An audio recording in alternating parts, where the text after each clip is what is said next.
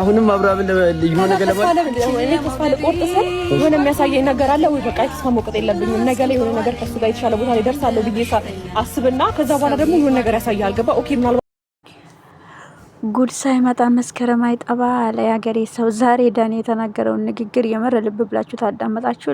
ልካቸው ድረስ ነው የነገራቸውኝና ይሄን ያህል ለውድድር መቅረብና ይሄን ያህል 5ኛ 6ኛ ሴት ሆኖ ተሰልፎ ፍቅር ጋር መወዳደር ማለት ውርደት እንደሆነ ነው የነገራቸውና እንኳን እናንተ ወንዶቹና እንኳን እናንተ ሴቶቹና አማርኛውም ጠፋብኝ። እኔ ወንዱ ራሱ አፈር ያለው የአብርሃም ጋር ያለው ነገር ምንድነው? እሱ ምንድነው የቀመሳችሁት? ከወንዶች የሚለይ ነው እንደሱ ጋር ያለው እያለ ዳኒ እውነት ለመናገር እየነገራቸው ነው። እስኪ ተውት እናንተ እቃ ናችሁ እንዴ? ባስቀመጣችሁበት ቦታ ቁጭ ብላችሁ የምትጠብቁት እያለች ነው ያለችው።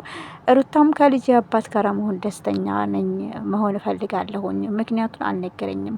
እውነት ለመናገር ተውት በቃ ይሄን ልጅ ዳኒ እያላችሁ ነው ያለው ማለት በቃ እያደረገ ያለው ነገር በጣም ሲበዛ ስህተትና የሚያስጠላ ድርጊትን በእናንተ ላይ እያደረገ ነው ያለውኝና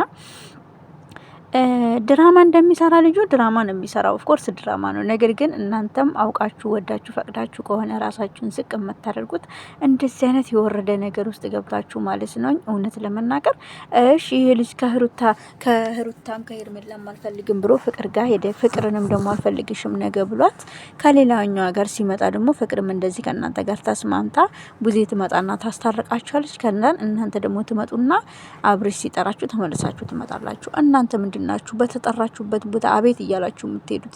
በቃ አመቱን በሞላ ድራማ እንደሆነ ተረዳችሁ፣ ምን እንደሆነ ተረዳችሁ። እውነት ወዳችሁና ፈቅዳችሁ እንደዚህ እንደምታደርጉ ግማሹ ሰው አያውቅም፣ ግማሹ ሰው ደግሞ ከልቡ ለእናንተ እያዘነላችሁ ነው ያለውና ነገር ግን እናንተ ብትሰደቡም ብትረገጡ ምንም ብታደርጉ ክብራችሁንም ብታጡ ዶላርን እያፈሳችሁ ነው ያላችሁትኝና ተመልካቾቼ፣ ውዶቼ፣ ማሮቼ ይሄ የሰራው ጸባይ ነው። የሰራው ጸባይ እንደዚህ ካልሆነ ስራው ምንም እንትን አይልም። ለዛ ነው አይሄድም።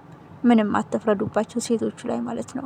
ሩቲና ሄርሚ ይመቻችሁ ማለት ነው። እንደዚህ አብሬ ሲጠራችሁ ሄ እየመጣችሁ ሊያበሽቀን ፈልጎ ነው እና ሄርሜላን እያላችሁ ለሱ ጭራሽኑ ለሱ ትከራከሩታላችሁ እንዴ? እኔ ምለው መተቱን እናንተ ናችሁ ያሰራችሁት ወይስ እሱን ያሰራባችሁ? ጉድ በል ጎንደር አለ ዘንድሮ እውነት።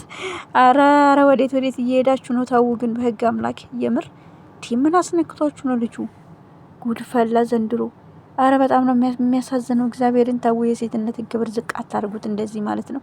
ዳኒ እንደው እድሜ ይስጥክ እንደዛሬም ተናግረህ አታውቅም።